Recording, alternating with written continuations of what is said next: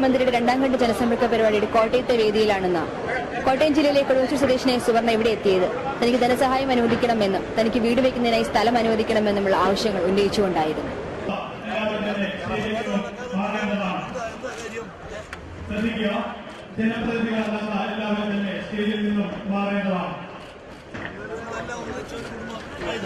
ചെറിയ ഷെഡ് വെച്ചാണ് ഞങ്ങൾ താമസിക്കുന്നത്. അതിന്റെ 4 വശവും ഇടിഞ്ഞ് വല്ലാതെ പോയിരിക്കുകയാണ്. അതൊന്ന് പൊളിച്ച് വേറെ ഷെഡ് വയ്ക്കാനും പറ്റുന്നില്ല. വേറെ എങ്ങോട്ടെങ്കിലും മാറ്റാണെങ്കിൽ തന്നെ ഇത് മുഴുവനും വെള്ളത്തിലേക്ക് വലിച്ചു വാരി ഇടണം.